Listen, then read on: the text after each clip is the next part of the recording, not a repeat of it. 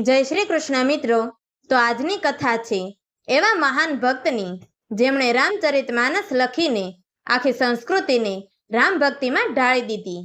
હા મિત્રો, આજની કથા છે ગોસ્વામી તુલસીદાસજીના જીવનના એ અદ્વિતીય પ્રસંગ વિશે, જ્યાં તેમને ભગવાન શ્રી રામના જીવંત દર્શન થયા।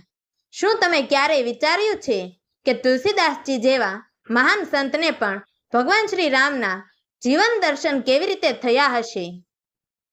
એ આખો સમય ચિત્રકૂટની પાવન ધરા, હનુમાનજીનું માર્ગદર્શન અને અંતે ભગવાન રામનો અવતાર સ્વરૂપે દર્શન। તો મિત્રો, અંત સુધી અમારી સાથે જોડાયેલા રહો। આજે આપણે જાણીશું કે કેવી રીતે ભક્તિથી ભરેલા તુલસીદાસના જીવનમાં આવ્યો એ દેવી પ્રસંગ, જ્યાં ભગવાન રામે જાતે જ તુલસીદાસને કર્યું ચંદનનું તિલક। એક સમયે મહાન ભક્ત અને કવિ ગોસ્વામી તુલસીદાસજી ચિત્રકૂટ ધામમાં વસવાટ કરવા લાગ્યા। તેમણે ચિરંજીવી અને ભગવાન રામના પરમ ભક્ત હનુમાનજીના સૂચન પ્રમાણે રામઘાટ નજીક આવેલા એક આશ્રમમાં નિવાસ કરવા માટે સૂચન આપવામાં આવ્યું હતું।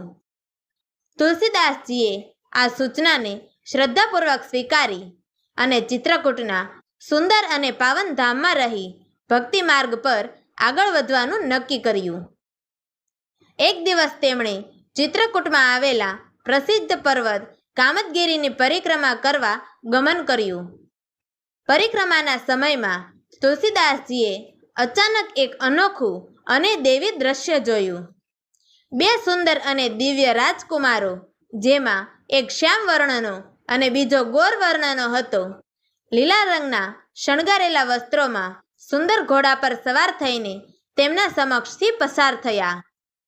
તુલસીદાસ આ દ્રશ્ય જોઈ ખૂબ આનંદિત થયા, પરંતુ તેઓ ઓળખી શક્યા નહોતા કે આ કોણ હતા, અને તેમનું ધ્યાન પણ તત્કાળ બીજા કાર્ય તરફ વળી ગયું। તેઓએ પોતાની નજર તેમની તરફથી હટાવી દીધી। પછી હનુમાનજીએ તુલસીદાસને પ્રશ્ન કર્યો કે શું તેમણે ભગવાન શ્રી રામ તથા તેમના ભાઈ લક્ષ્મણજીને ઘોડા પર બેઠેલા જોયા? આ સાંભળતા તુલસીદાસને ભીતરથી આઘાત લાગ્યો અને ખૂબ જ પસ્તાવો થયો કે ભગવાનના સજીવ દર્શન થયા હોવા છતાં તેઓ ઓળખી ન શક્યા। તેઓ આત્મમંથન અને દુઃખમાં ડૂબી ગયા। હનુમાનજીએ તેમને આશ્વાસન આપ્યું અને કહ્યું કે જો તેઓ શ્રદ્ધાથી પ્રતીક્ષા કરે તો રામ ભગવાન તેમને ફરીથી દર્શન આપશે। તેમણે ખાતરીપૂર્વક તુલસીદાસને કહ્યું કે તેઓ આવતા દિવસે ફરી ભગવાનના દર્શન કરશે।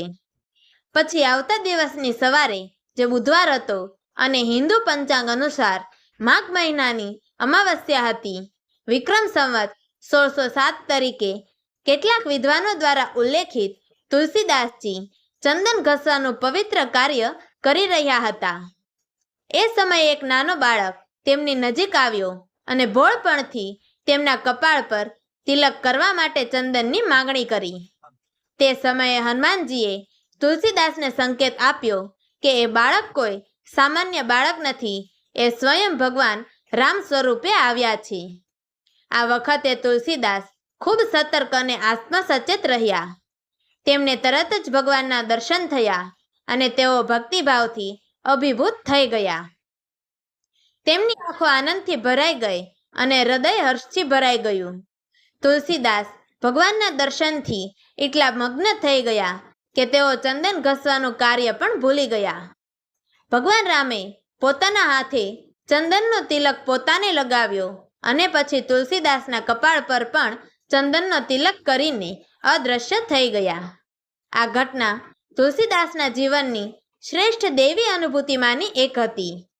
તેમણે પોતાની એક અન્ય કૃતિ વિનય પત્રિકામાં પણ ચિત્રકૂટમાં ભગવાન રામ દ્વારા દર્શાવવામાં આવેલા ચમત્કારનો ઉલ્લેખ કર્યો છે અને તેમણે કૃપા દર્શાવનાર રામનો હૃદયપૂર્વક આભાર માન્યો છે।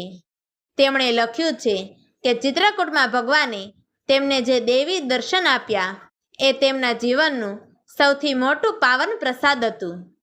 અનેક જીવન ચરિત્ર લખનાર વિદ્વાનો આ નિષ્કર્ષ પર પહોંચ્યા છે કે ચિત્રકૂટમાં તુલસીદાસને ભગવાન શ્રી રામના જે દર્શન થયા અને તેમણે જે દૈવી અનુભૂતિ અનુભવી એ જ તેમને આધ્યાત્મિક રીતે પૂર્ણતા તરફ દોરી ગયા. ભગવાન રામ અને હનુમાનજીના દર્શનને તેઓ પોતાના જીવનના સૌથી મોટો મોક્ષરૂપ અનુભૂતિ તરીકે માનતા. જો તમારું હૃદય પણ રામ ભક્તિથી દ્રવિત થયું હોય તો નીચે કોમેન્ટમાં જય શ્રી રામ જરૂર લખો. તો હવે પછીના ભાગમાં આપણે જાણીશું કે તુલસીદાસ એક મૃત બ્રાહ્મણને કેવી રીતે જીવંત કરે છે.